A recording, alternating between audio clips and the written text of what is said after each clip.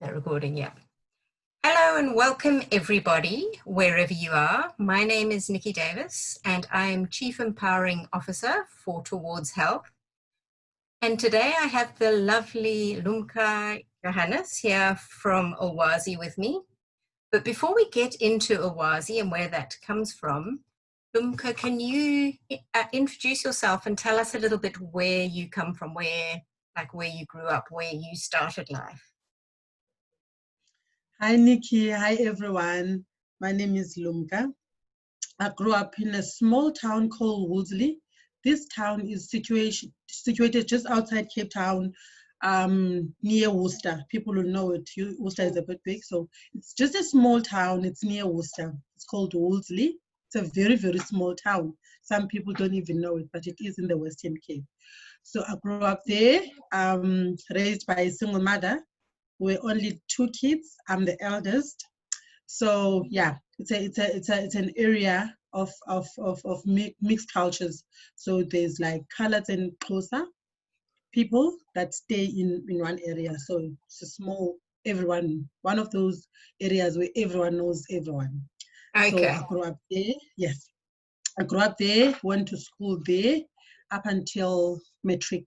So after matric, I moved to Cape Town. That's where I started life. And then when you moved to Cape Town, what did you do? What was your first job? After moving to Cape Town, I started doing small jobs, and then I got a job as a cleaner, working at South African breweries as a cleaner there. Yeah, so that's the way I would say that was my serious job. That's where I thought, okay, now I'm working. So I started there. I was working there for, I think, a couple of years, yes. And then you moved from, and then what happened next? So you were working there for a few years, and then where did you go to next? So I worked there for a few years, then I moved to UCT, which is the University of Cape Town. I actually got a promotion. This is amazing. So I'm working there as a cleaner, and I used to hate it. I used to hate working there as a cleaner. So what used to happen is I would go to work, and then go home.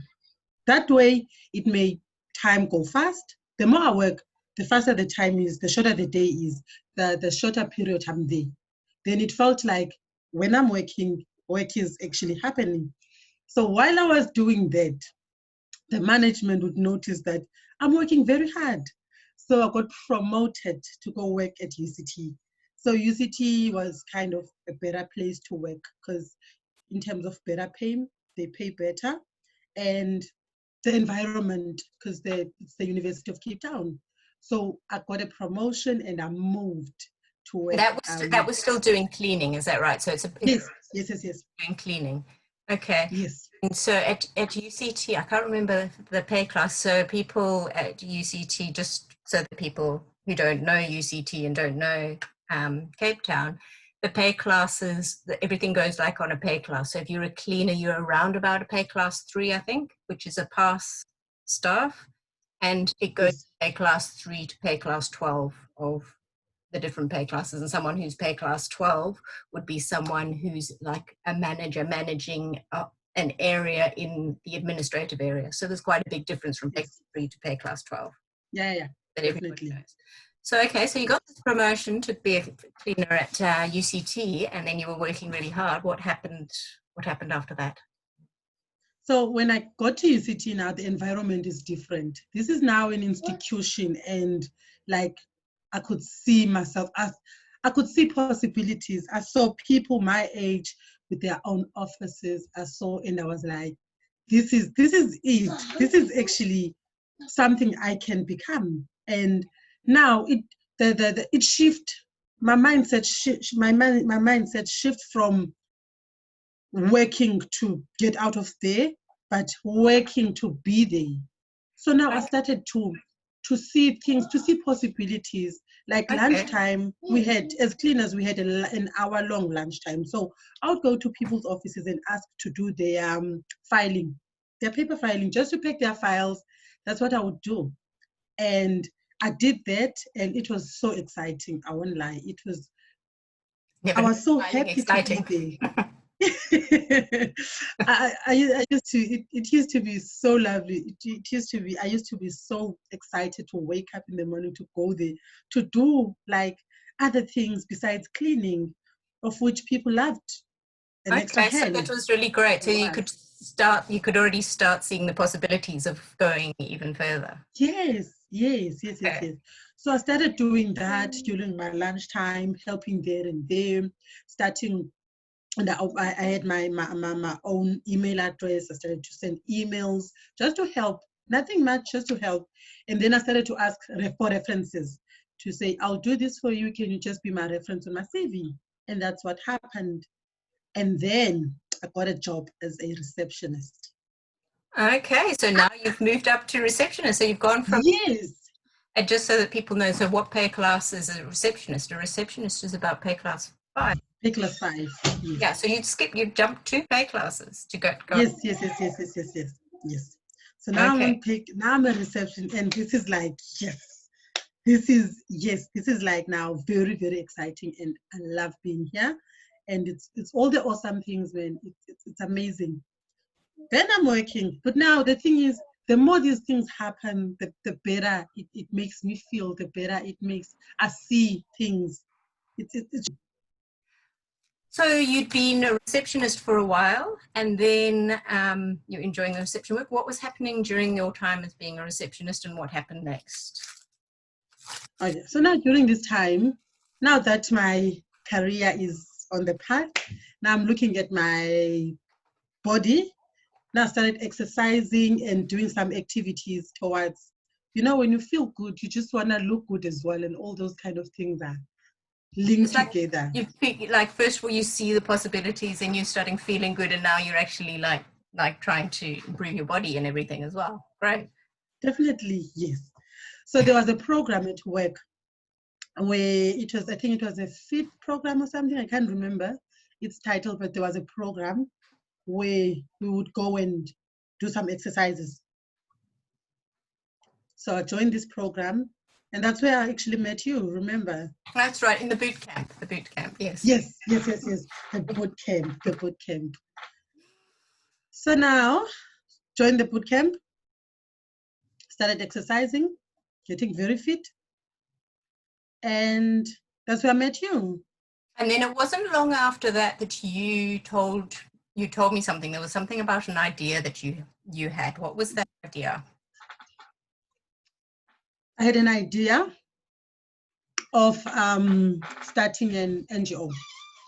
It was just on the pipeline, something that I was thinking about, and so I was just bypassing it with that one day. This is what I wanna do. I wanna open a program, like a holiday and weekend program, where kids in my area, where I can gather kids and let them do activities during holidays and during weekends. This came from me watching the kids around my area, like school holidays and weekends. They just they are on their own. They have nothing to do because parents are working, and because parents are working, they cannot afford to get them to summer programs, winter programs, or even aftercare. So So kids end the up, kids are on the streets, and the parents are at work. So the kids are yeah, unsupervised, no matter what age, just doing their own thing. yeah, yeah, yeah, definitely. So kids are actually looking after other kids, and they play with the wrong crowds. You see them gathered in corners, you see them in parks with no adult supervision at all. You can And see I've where been they watching this. start joining gangs and getting into drugs and Yes, yes, yes, yes, yes, yes, yes, most definitely. And okay. so that's where the idea came from, to think that if there could be a place where they would go, or where the parents can leave their kids, then they don't have to be on the streets, they don't have to be unsupervised, and they don't have to join the gangs and stuff like that. So Okay, brilliant. yeah, that's what. Okay, so I remember you said, yeah, you were going to do this one day, and then I said to you, "What's stopping doing this now?" This was around about June or July, wasn't it? That you mentioned this. Yes.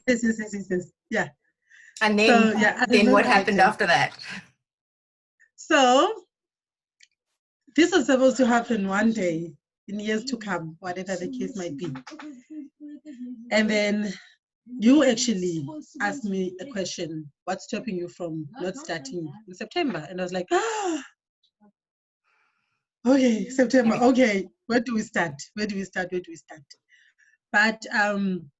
it started the holidays of the September holidays that year was just a few months later. I remember you started. Yeah, beginning of October, the first week of October, it started. So I took leave from work and it started.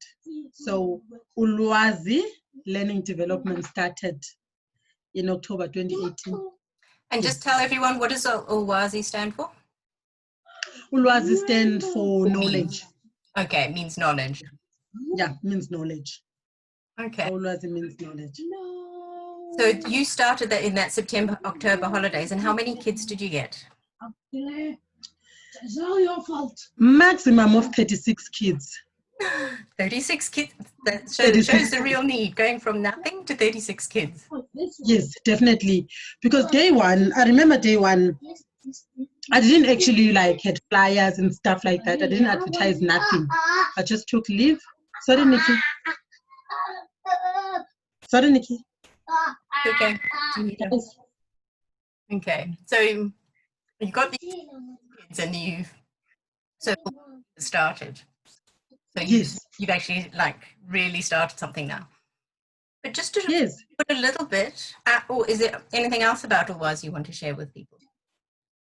No, just saying that it was just a matter of walking down the street and say, come, let's sit and let's talk and let's play. And then it started. And funny enough that the 13, 14, 15-year-olds were like, no, we're too old for that. We're not interested. And whatever the case might be, I just left them. And I can't even tell when did they enter. I can't remember seeing them. But before I knew it, they were there and they were like quarreling with crayons and stuff with the little ones. And I'm like, what are these people? But they were there and they were also playing, and we sat and we talked, and they ended up helping around with the younger kids. They were the ones that were reading stories, and it was so much fun. And you could see the sparkle, the light. You could see the hope. You could see now that they know that there are better things out there. Because believe me, Nikki, where these kids are, there's no hope. They don't know that there are other possibilities. For them, they think that education is for people with money. It's for people that already are sorted out. It's not for them. They are helpless. But when someone comes and show them these possibilities, it actually it plants the seed. It plants the seed of hope, and eventually, later that year, I took the eldest, the elder ones, to open day at UCT. And there was this one girl particularly. She didn't know what she wanna do. She didn't. And this is a girl that is going to a private school. It's not like someone that's going to just, no, this is a person that's going to a good school, but she doesn't know what she wanna be. She doesn't know what she's gonna do. And she went to an open day, and she ended up finding her passion, finding her love. Oh, wow. And what was that? Pardon? What was that? Chemical engineer. Chemical engineer. She just couldn't. She just wanted to be there and asking. She was asking questions and stuff, and collecting the brooches and stuff. So it's amazing. It was really amazing to watch that. So it's like you came from where you were sort of like in closed place where you didn't know the possibilities, and then when you opened up and saw the possibilities around and got excited and started moving up, and now it's almost like you're doing the same for others. You're planting the seed so they can see the possibilities and what is possible. Definitely. Amazing. And then, so that's Ulwazi. So you can see there's a really great need for it. But at this stage, you still have your day job because you still need to have your day job because Ulwazi is not supporting you. All right. Yes. Yes. So with yes. your day job, so there you're a receptionist and now you've started this Ulwazi. What happened next? Where did you progress from there? Okay. Besides the day job, I'm also a student teacher. So I study teaching part-time through UNISA. So yeah, so that is something else that I'm doing. Day job. Towards this Ulwazi in all sort of directions, supporting yourself like job and then working towards being a teacher so that you can even teach them even more. Definitely.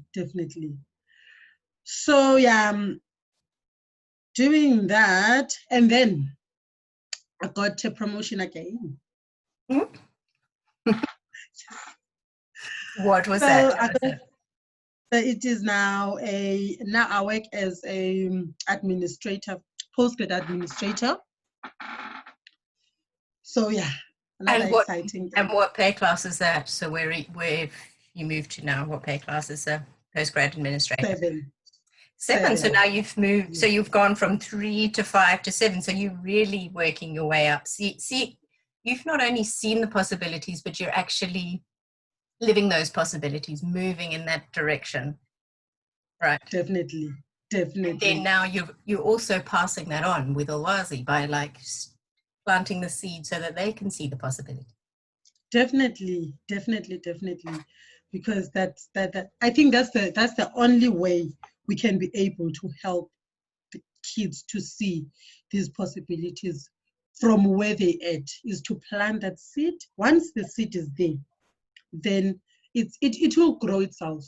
It will manifest itself on them. So one way or the other. Yes. One way or the other, the seed is there, the hope is there. They will work towards achieving everything they wanna achieve.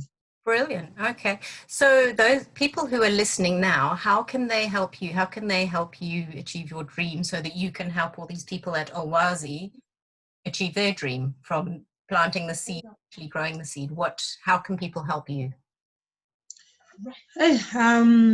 People can, we need as many Ulwazis as we can get. I've got 2 ladies. One is my mentor teacher. So you've manifested some support, haven't you? Yes. So from 2 areas, one is Kailicha and one is Delft. So this one lady is a teacher. She was my mentor teacher at the school where I was taking practicals. She also had a similar dream.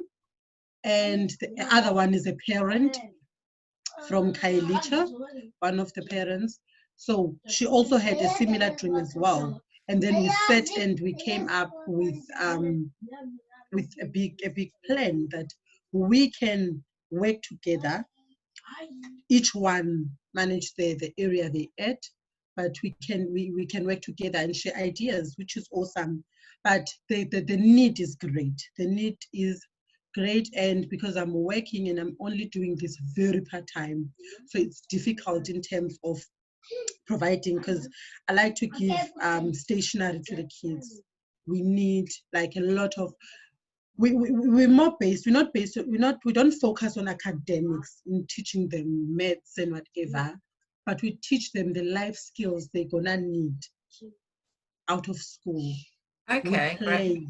Yeah, so a lot of playing things, playing dolls, playing equipment, like a lot of things. We use a lot of those. So donations and towards health has been helping a lot in terms of donating scissors, books, anything that the kids can use. We appreciate it. Okay, great. So we'll post that down below. So any sort of donations of anything that'll help with life skills or stationery or anything like that. Yes.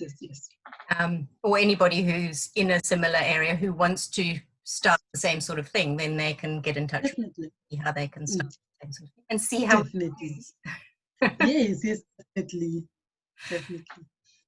So thanks, Lumka, for talking to us today. And anybody that you can comment below, we will probably send a link of where you can, so that you know where you can do the donations. And thanks for speaking to us and sharing with us all about Ulwazi. Thank you.